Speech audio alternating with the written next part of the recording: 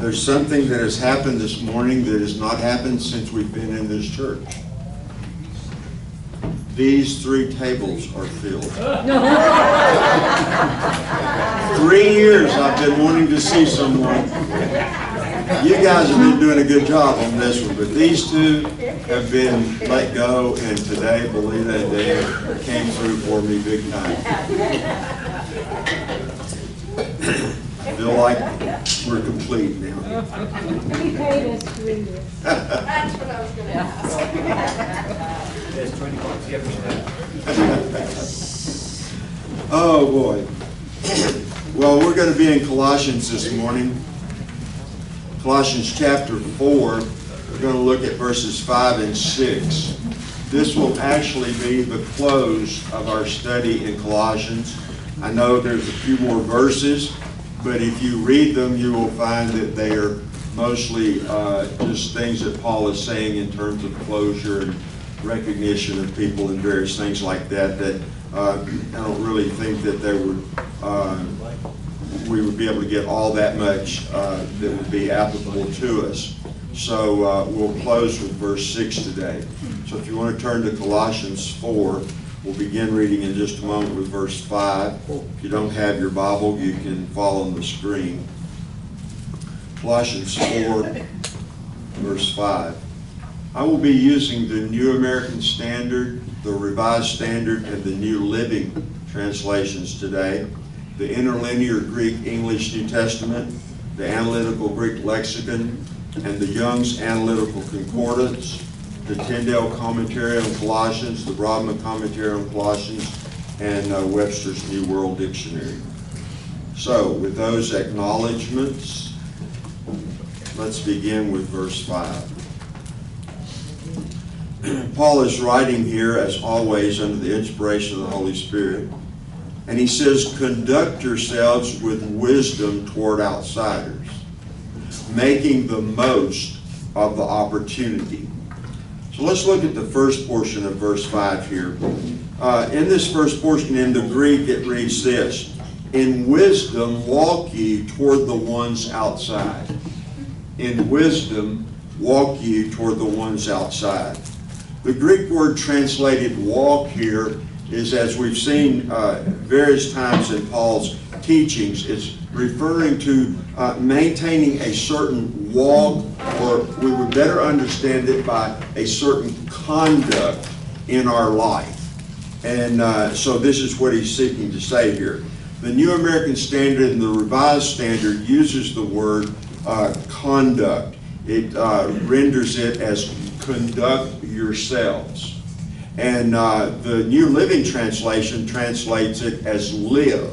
So you can see that the same meaning is there, even though they're using different words, but it's talking about the manner in which you live your life.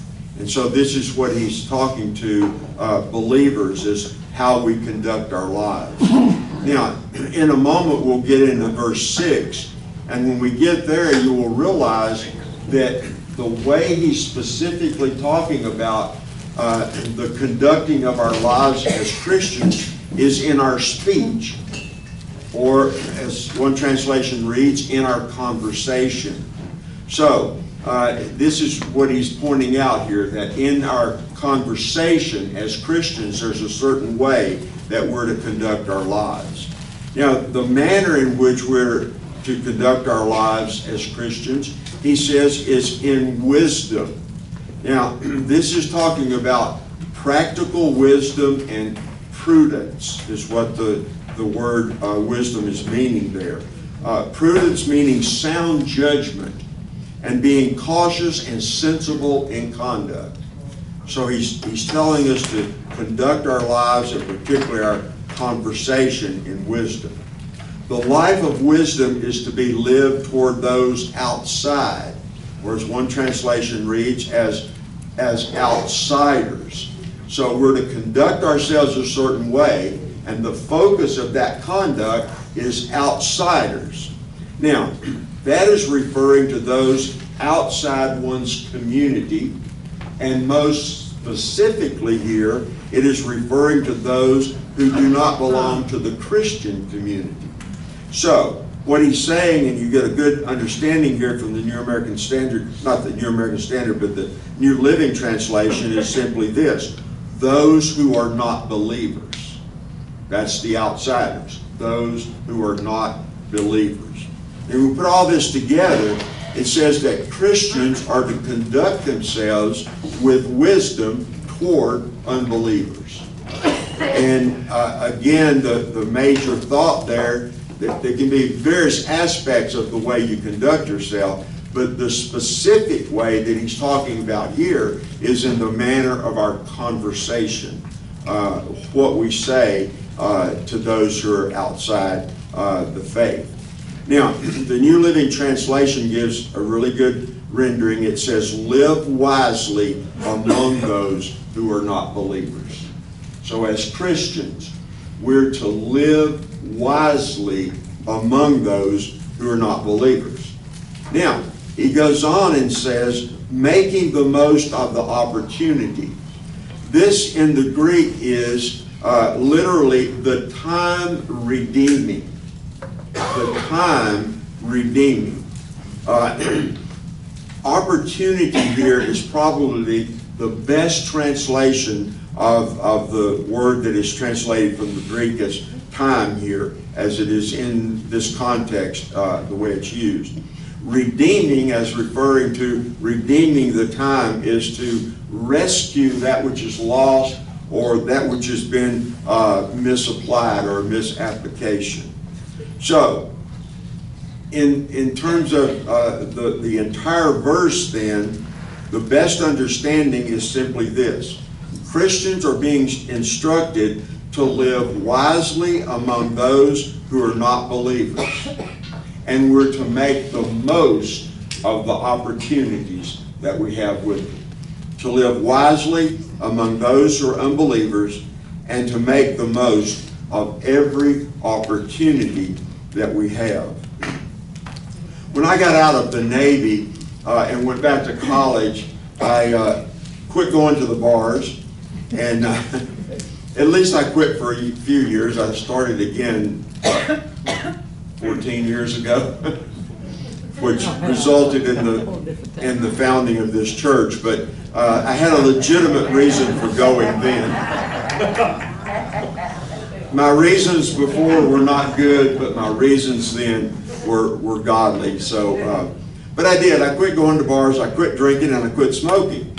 And I started going to church, and I really started trying to, have whatever kind of opportunity I would have to share my faith with people around me. And I remember there was this young man in the class that I had, and we sat together, and I had said things to him several different times to let him know, how that God had recently changed my life and this, that, and the other. And I remember I had this really particularly bad day one day, and I'm certain that the thing I thought about doing was going and getting drunk, because that's what I thought of for many years after I quit drinking. Every time I had a bad day, that's the first thing that came to my mind. Why don't you just go get drunk? And so I'm sure that was my first thought, but I substituted it and settled with going and getting a pack of cigarettes. So when I was putting my money in the cigarette machine, he walks up. Oh boy. And he says, well, I thought you were changing your life. What are you doing smoking again? You quit all of that. And so here he was hurt by my actions, and I was hurt because he was hurt. And so what I had done, I had failed in the conduct that I was supposed to have toward this unbeliever. And instead of making the most of the opportunity, I actually blew the opportunities I'd had previously. Not only blowing that opportunity, but blowing the previous ones. And so I lost total credibility with this guy. And it's just an example of how that we can do something sometimes and we're not aware of possibly the impact that it's having on someone else. I mean, I had no idea when I was doing that anything like that was going to happen. But it was actually a good lesson for me as someone I wasn't a new Christian, but as someone who was trying to live like a Christian that hadn't been living like a Christian for several years. And so it was good for me, but it was bad for that particular situation. Now, our encounters and our interaction with unbelievers, Paul is saying here, is to be governed by wisdom. And so I was not acting in a lot of wisdom that day. You know, I mean, I guess you need to be thinking about the fact of what you say and what you do, because you never know who's going to be around and who's listening. And so that's a pretty good thought for Christians. But to be governing our conduct with wisdom. Now this, of course, is not referring to just our human wisdom, but it is talking about godly wisdom. So, going to church and living right at home and going to work and doing the best you can and having your private devotional times and all, that is not all of what we need to be concerned about as Christians. There is the public aspect of our life and our witness. And we're out there in the public all the time. And as I said, we don't always know who's listening. We don't always know who's watching. Because there can be people watching you and listening to you that you're not even aware that they're watching and listening. But they're waiting just to see how you're going to conduct yourself in a certain situation. You know, what are you going to say? And what we need to realize is our actions and our conversation needs to match up with the fact that we claim to be Christians. So living for Christ then requires wisdom and opportunism, especially in conversation, in what we say. We need to be ready to testify at appropriate times and in appropriate, acceptable ways. Now, this year has been pretty crazy, as everyone knows, and it's really been a difficult year, I think, for a lot of people in ministry, because we've been locked away from so many things, and I know I am, and I know you are looking forward to life opening up again. And one of the areas I'm really looking forward to that in is being able to get back out into the biker world on a regular basis, and be able to have an opportunity to have a presence and to speak when possible in a culture where there's a lot of people that are not Christians, not in church, and have no concern for Christ and the ways of God. And so these are things that we want to do, but we've been so hindered.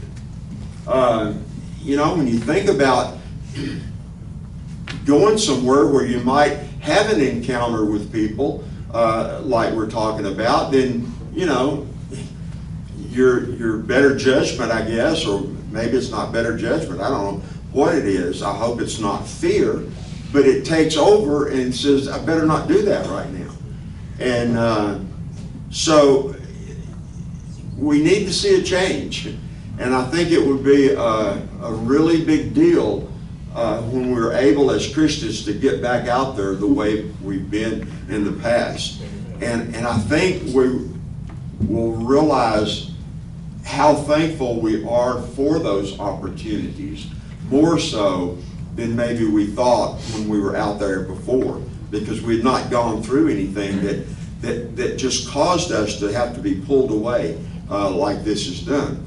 And I know that there are many of you that were a lot more active out in the world, the biker world, the lost world, and all than what you are now, simply because of the things that have been holding us back. So we need to pray that God will soon open the door wide open again, so that we can be and do what we need to be in those areas. So this is what Paul is talking to us about here. He's talking to us about how that we as Christians are to conduct our lives among those who are outsiders, those who are lost, and how that we need to be mindful of taking every opportunity that we have. Now, he goes on here in verse 6.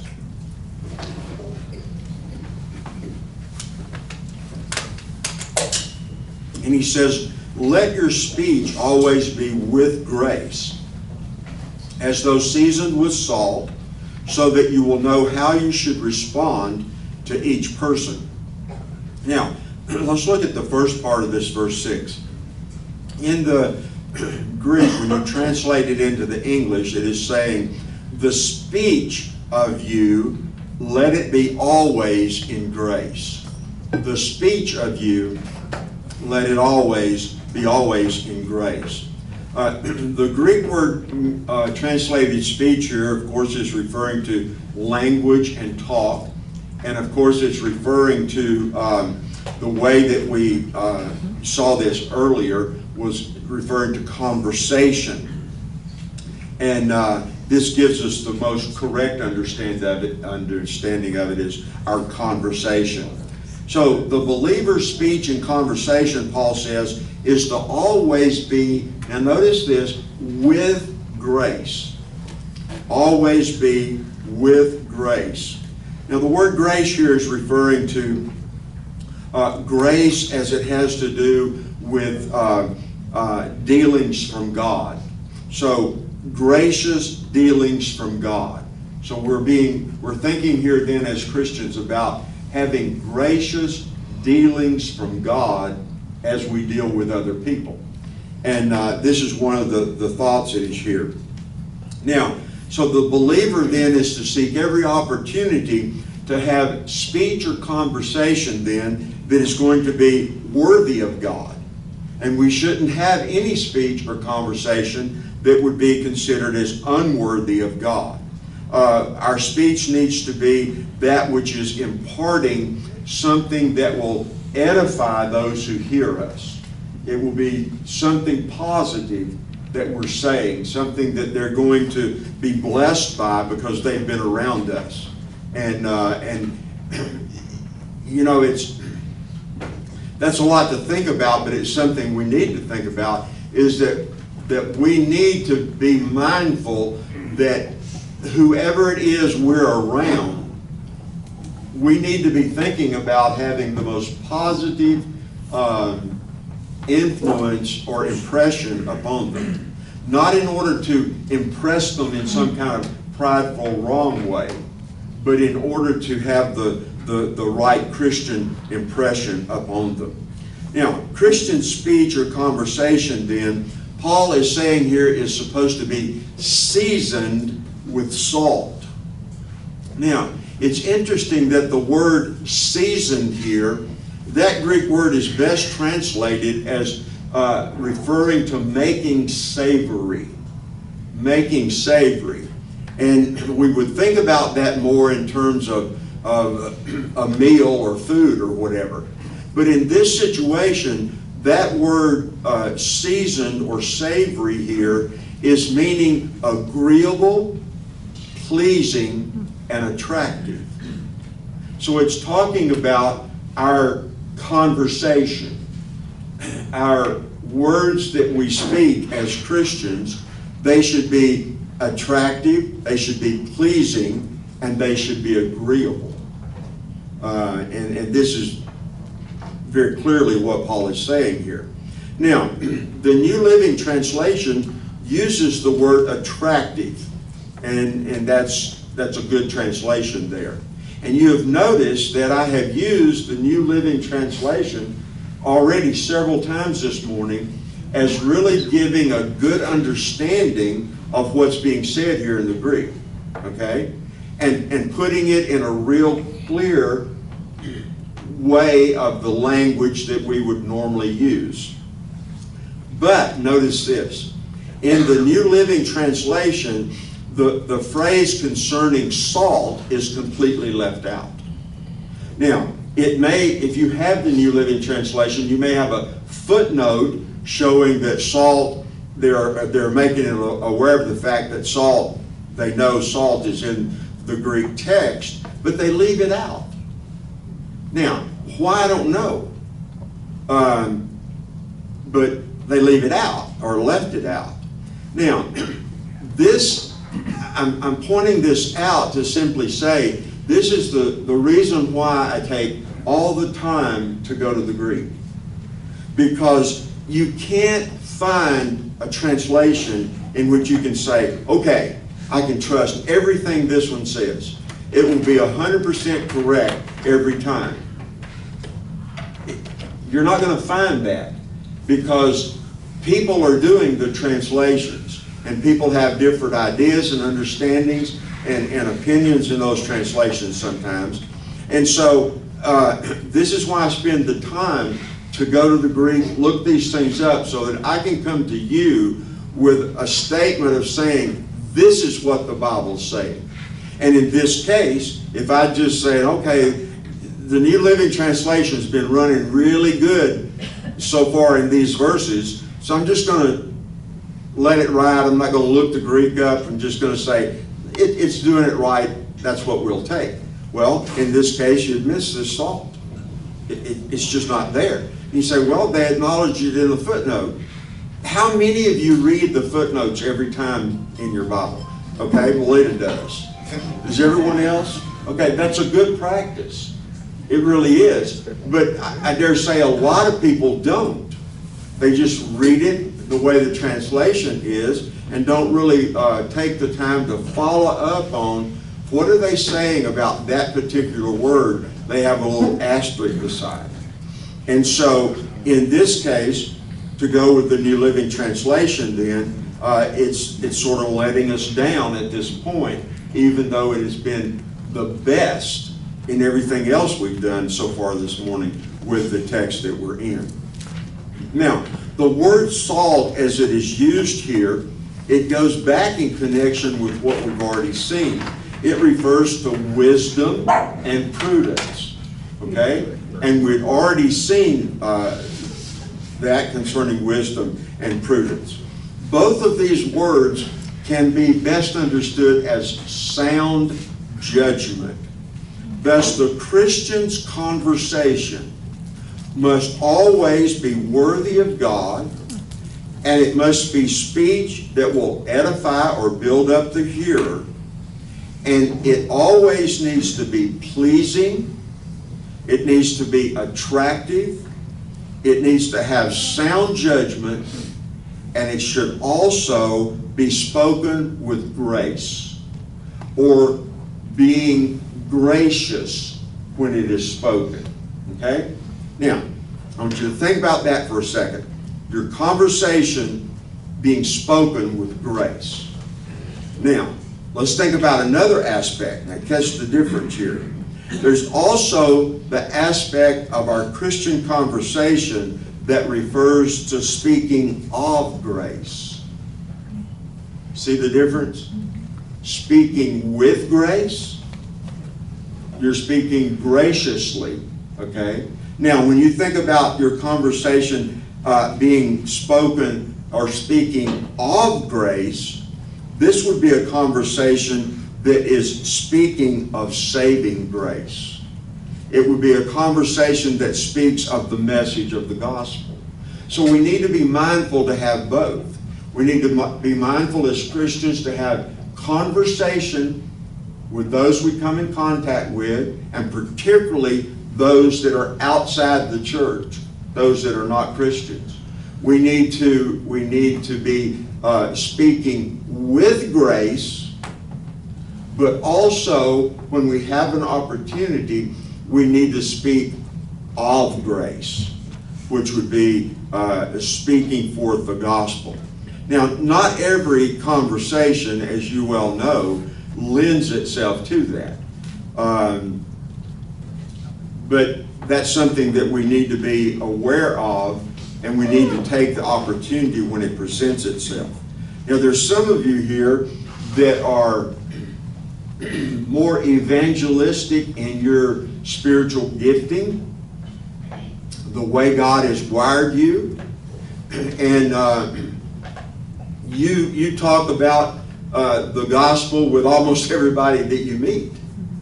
I don't want to put Dennis on the spot, but I think Dennis is one of the people that does that a lot.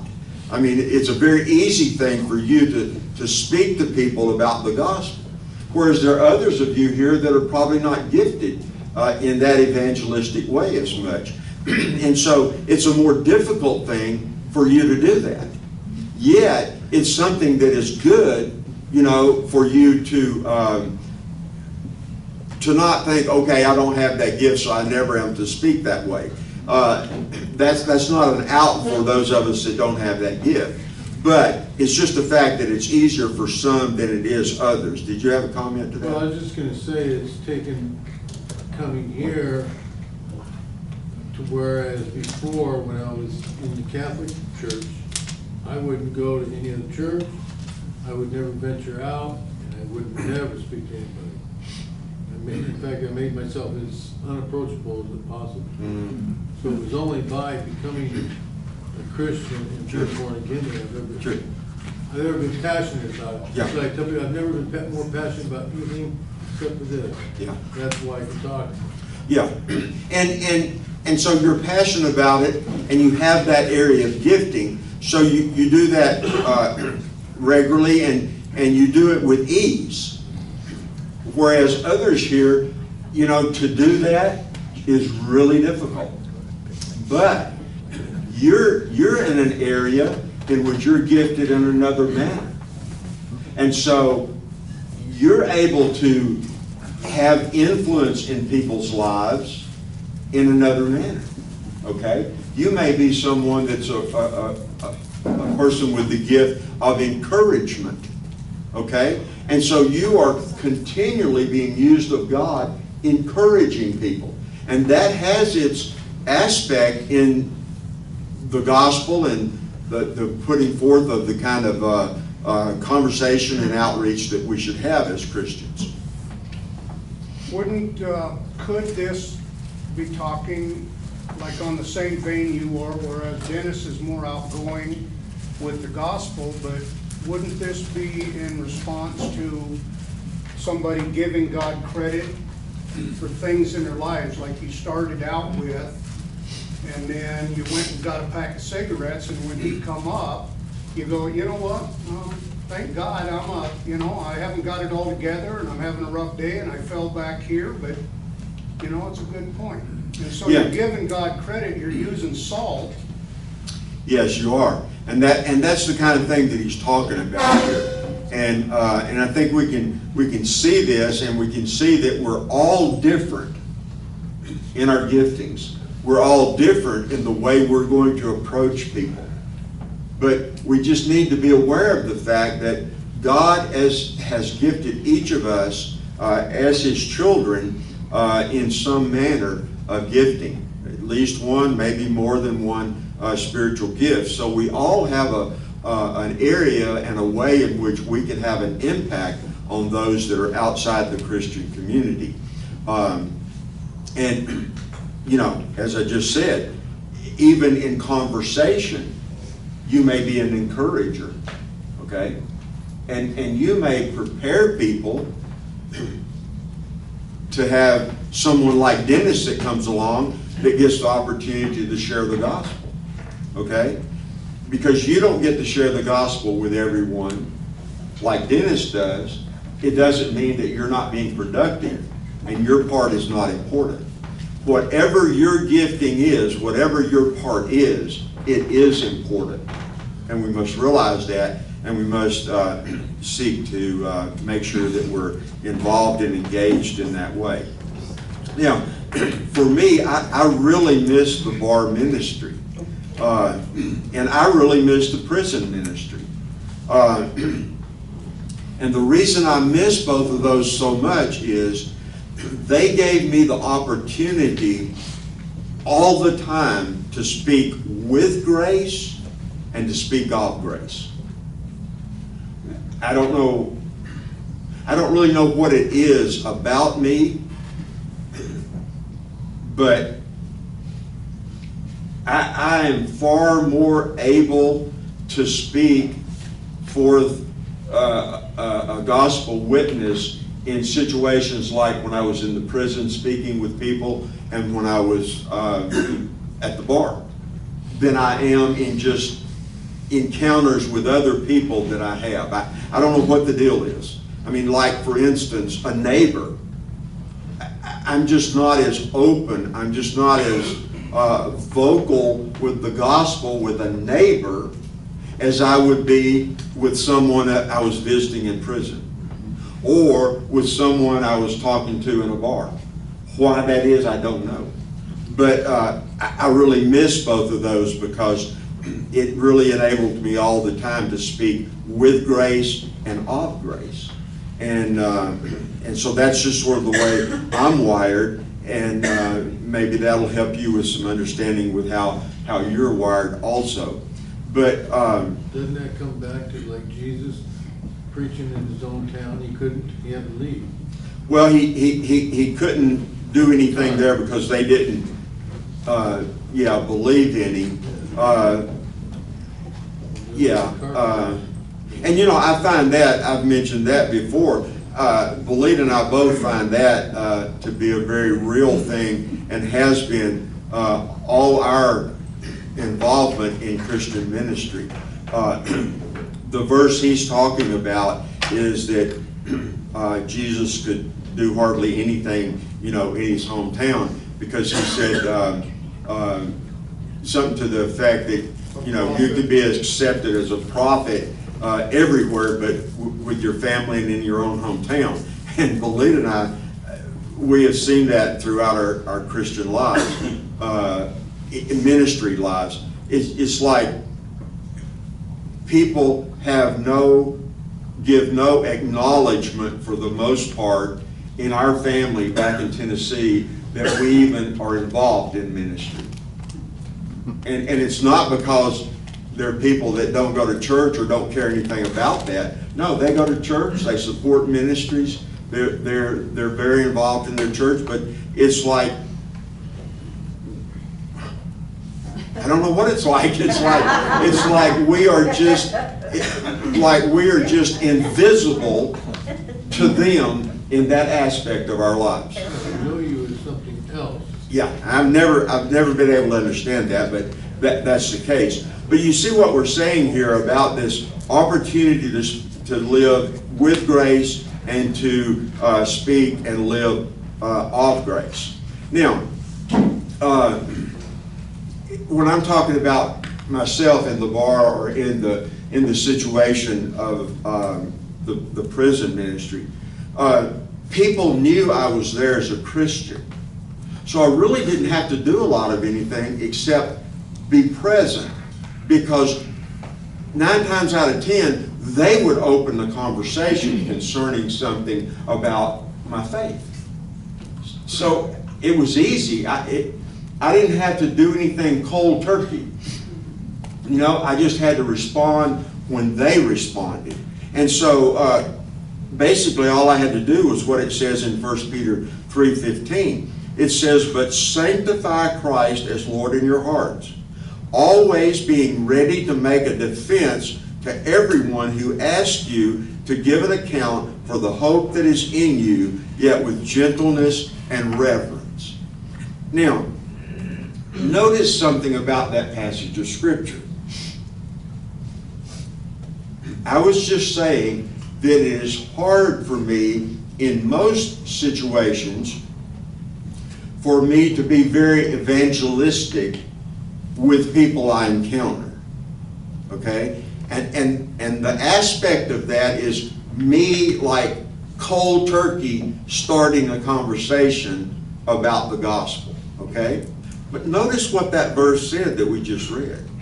It says, "Sanctify Christ as Lord in your hearts, always being ready to make a defense to everyone who asks you to give an account for the hope that is in you."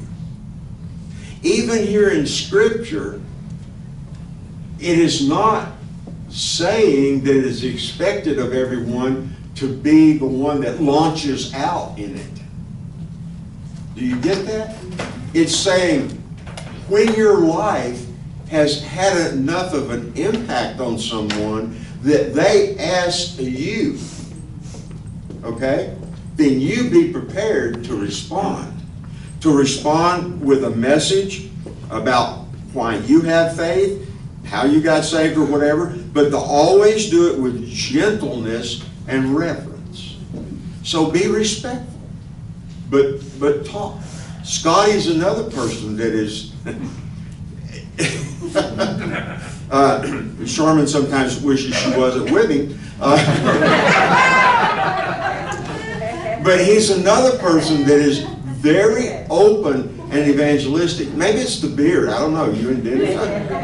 I guess if I would grow a beard, I would be more that way. I think a lot more people than you think It's older. want you to talk to them. When That's- we went back that's true. east, and I like going into bars, you know, and talking to people. You know, a lot more people. And when I say going into bars, it's not just to drink, but to share that with. And a lot more people. Out of all the people that we ran into, even going back there, and I talked to people just on the street and don't know. She quit asking, do you know that guy? But After you were 1,500 miles from home and you talked to everybody, she quit asking that, huh? yeah, but I think a lot more people appreciate that than you think they do. I think you're probably right about that. And a lot more people, they're afraid for other people to know that, yes, they've given into being a Christian, they're giving into this. A lot of people are afraid of it, for people around them to know that. Out of all the people that I talk to, it's not even 1 in 10 that'll turn away from me. It's more like probably 1 in 40 or 50. And I talk to a lot of people.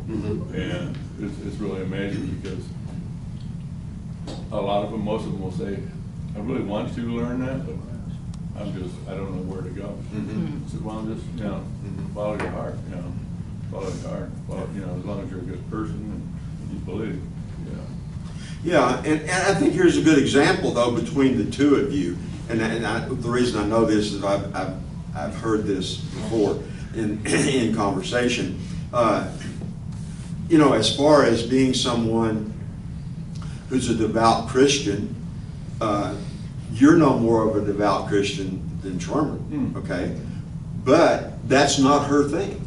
You know, that's a difficult area for her. She would have a hard time talking to all the people that you so very easily talk to and all. But she's gifted in some other area. And so she has value and input, you know, in people's lives, just in a different area.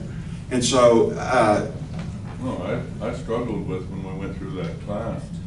What if I don't have any gifts? I could be one of those people, I don't know. And remember Trevor, he was just like, yeah, everybody has gifts. I don't know. Yeah. well, you definitely have an evangelistic gift. I think that a lot of us need, maybe not I, need to keep in mind a lot that what the world sees is a lot of rules, regulations, don't do, quit this, do that, the other. They don't understand grace. They don't understand how when we see God's love towards us and the grace just in the cross and the resurrection, that then He starts changing our want-tos and our wills. It's not up to us to do that. It's up to us to walk that. But He's the one that does the work. And the world doesn't understand that. They just see law. Yeah. Yeah, and I think what's something that Scotty said there too is probably an encouragement to all of us, and that is, you're saying you find that far more people are open and want to be talked to than those that don't. And I think those of us that are not as gifted in that area at all times, we don't have that awareness. We have the thought is, they're not going to want to hear anything I have to say, when it's really probably the reverse. So that's a good thought. Scotty, just to speak something into what you said you might be that one who does not have a gift, and that maybe everybody doesn't have a gift. Actually, everybody has a gift. I do believe that, Yeah. yeah. Every Scripture says Christian has a everyone gift, has a yes. gift. So that, you can't cop out with that one. Yeah. Oh, no. Go find that gift. Say I used to think Too. that. Yeah. What if I don't? Yeah. But anyway, this is, we're different. We're all different, and we all have our part. And we need to find the area in which God seems to be working in and through us the most, and then sort of get ourselves out there. And as we've been saying, we have suffered in that for the past year, but hopefully we're going to get out there in the midst of things a little more than we have been in the past few months. Now, as believers then, we must let our conversation be, and keep remembering this, with grace. You're gracious to people, okay? But then when you have the opportunity, let it be of grace also, which would be speaking of grace, and then it is to be seasoned, or it is to be salted with wisdom and sound judgment, and then we will know how it is that we're supposed to respond to each person. Now, just quickly in summary, we've seen that believers are to live wisely among unbelievers. Believers are to make the most of every opportunity to have a positive influence on unbelievers. And that may be with a spoken word that is very evangelistic, or it may be of a word of encouragement, or some other way that your gift comes forth, okay? Believers should have their conversation filled with grace to unbelievers. And of course, all of us, no matter what our gifting is, our conversation should be with grace, gracious, in other words, to unbelievers. And then on the other side of it, believers' conversations should be full of grace when the opportunity arises. Okay? And clearly, as we've seen, some are going to be gifted to launch out into that speaking of grace, maybe more readily than others.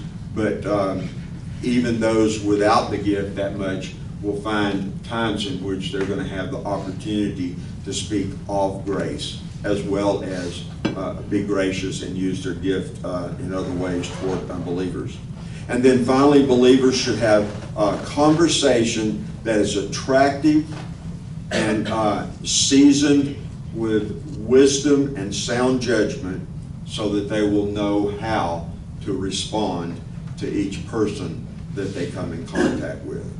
So I believe this is a pretty good way to close out this study of Colossians, because it is doing what Paul often does. He'll give some teaching, and then he will give the application of how is it supposed to work out in our life. How is it to translate from just words on a page to actually working in your life, in the world, where you're going to be tomorrow, okay? The practical application of it. And so we can see what he's talking here about how we're to live toward outsiders in a very real way. Now, if you're here today and you have a need to accept Christ as your Savior, or if you, as a believer, need to recommit your life as a Christian, or if you have a prayer need of any kind, our ministry team will be available today to counsel with you and to pray with you. They'll be at your left and my right of the room at the close of the service, and I encourage you to go back and let them minister to you. This is our invitation time. This is the way we do it. A little different than other churches maybe, but take this opportunity to be ministered to the way that you need today. Our offering bucket is to the left of the doors as you exit. If you'd like to participate in this church, then we encourage you to drop in your tithes and offerings. There's still several more crosses over there. Robert is staying busy, producing more every week. So if you'd like to look at those and pick out one that you might like, then help yourself. He would love for you to do that. Okay? All right. Thank you for being here. It's great to see you. God bless you. I hope you have a great rest of the week. And hopefully we'll see you at 7 o'clock Thursday night.